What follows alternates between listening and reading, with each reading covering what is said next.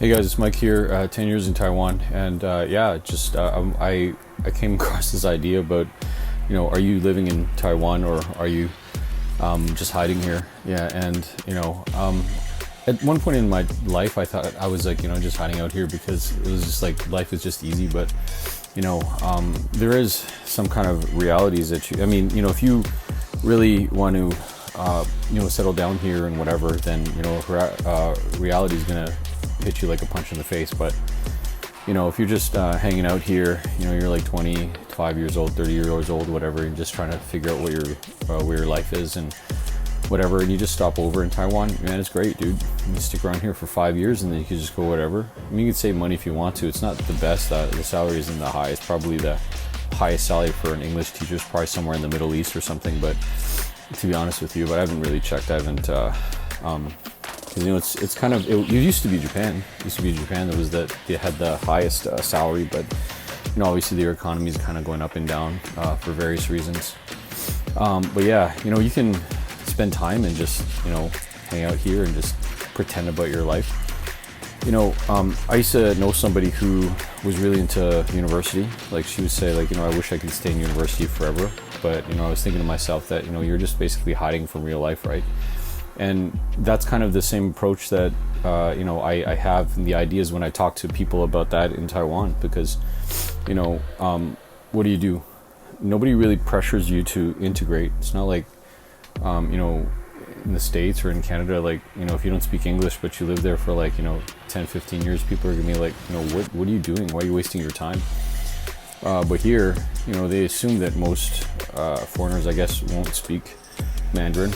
If you're an Asian foreigner, it's different. Like, if you're from like Vietnam or Japan or something, like, they're gonna kind of expect it, even though, what does that have to do with nationality, right? I mean, you're still a foreigner really at the end of the day. But I guess there's just kind of like more pressure for Asian foreigners to, you know what I mean, right? So yeah, you can go around here and you could just go to like any like random town where there's like maybe like a couple foreigners or whatever, and like I guarantee you that they're probably gonna not speak Mandarin. I mean, you're gonna find like a couple of like anomalies somewhere, like man, sometimes you watch TV and you see like some of these foreign dudes and like they speak like Taiwan language, and I won't touch Taiwan language because I don't know. I don't really know even where to begin.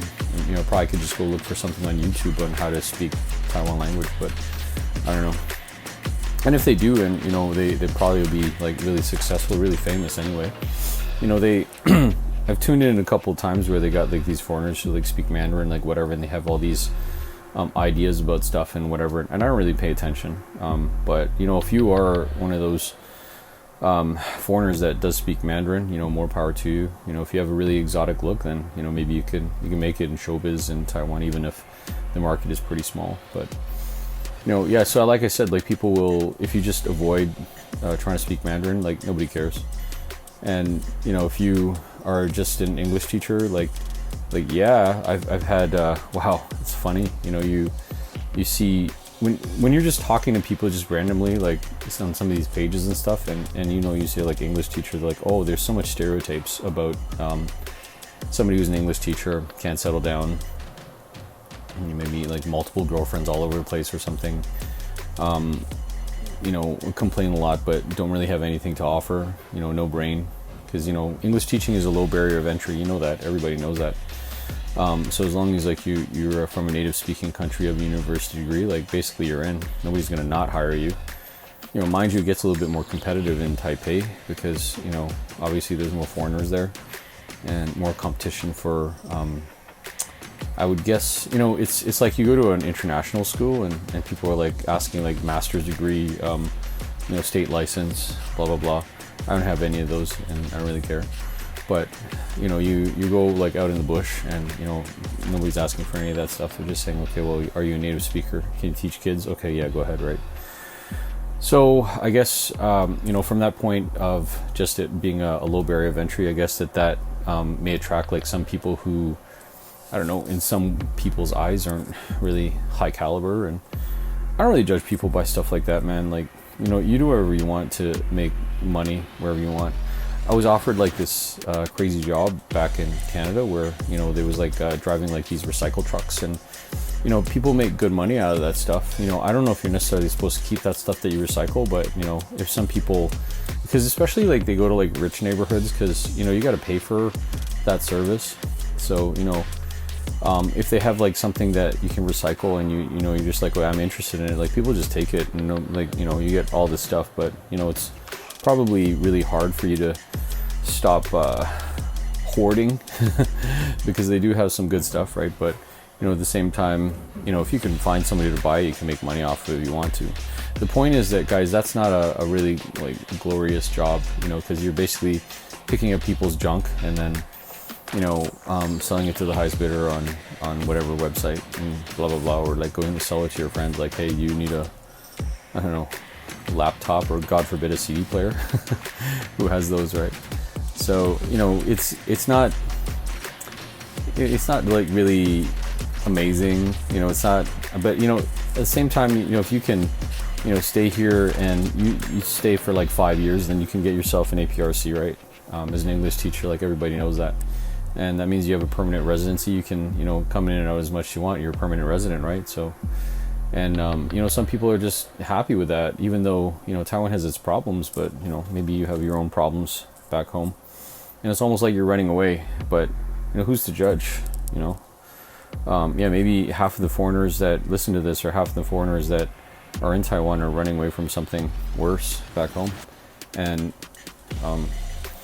is it okay? I mean, it's not my life. You can do whatever you want, right? And then you might say, well, you're gonna have to face your fears, or you know, face the music or whatever it is later. But do they really have to? You know, I was having this conversation with one of my ESL students about how one of the themes of I guess her life or whatever is that good triumphs over evil. And you know, she's like, you watch all these movies where, you know, you got to be the good guys to win. And I'm like, well, sometimes the bad guys win. You know, especially if you're watching any of those like zombie movies and stuff, it's like the bad guys who win because it's like the zombie virus and stuff, right? And I don't really care, but you know, if you're going to be like living in a way where I guess you're kind of quote unquote hiding, you know, for the rest of your life and whatever it is, and if you choose to have it be in Taiwan, then why not, right? Food's good here, medical's good, everybody knows that stuff already. You know, as long as you can speak a little bit of Mandarin, like, you know, you can settle here. You know, I think the reason why a lot of people, they don't want to study Mandarin is just because they feel like it's just really too hard. There's just too much effort. You know, but meanwhile, like, you know, people from like Indonesia or like Vietnam, like they bust their butt trying to pass like the A, B, C, and D test for Mandarin speaking, Mandarin Chinese here. And you know, if you're an English teacher, if you know, you're, I guess, a typical looking English teacher, can I say that without being, well, you know what I mean? Like, if you're a typical looking English teacher from like, you know, the States or Canada, like nobody's gonna bother you. They just be like, okay, whatever. They almost be like, you know, why do you want to like learn Mandarin? You know, guys, I just it's weird. I feel like I have to kind of get this out there. Like, you know, why is it that it's like so weird for somebody who speaks English as a native language to, you know, latch on to say Mandarin, Korean, or Japanese, and then, you know, speak that. But if you're like from any of those countries that I talked about, like Japan, Korea, or whatever, and then, you know, you try to speak English as much as you can, and, you know, master it or whatever, like, it's not really a big deal. But, you know, if it goes the other way, I guess what I'm trying to say is that, you know, people kind of use English, some people, they learn English so that they can get people to like just listen to them and like order people around and stuff. And, you know, whenever I get that kind of vibe from somebody where they're talking to me in English, and then they're kind of saying like, okay, well, you have to listen to me, I sort of back off, you know, because I'm just like thinking like, who the heck are you? I don't even know you. Why do I have to listen to you? I've come across a couple of people like that where maybe they didn't even want to listen to me in Taiwan, but that's another whole ball of wax. But guys, the point is that, you know, if you want to be here and you want to be comfortable and you want to set up your life here, I mean, that's your prerogative. Like, if you're running away from something, or if you think that your life is better here, that's cool.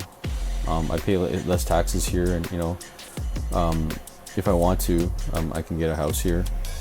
I can stay here forever in a permanent residency, right? So, there's advantages for me, as a foreigner too, guys. Like if you want to start your own business, like, it's not that hard as long as you have like a permanent residency. So that's not necessarily here nor there, but all right, guys. You guys know the drill. If you guys have any questions or comments, leave them down below, and let me know what you guys think. I'll see you guys later. Bye.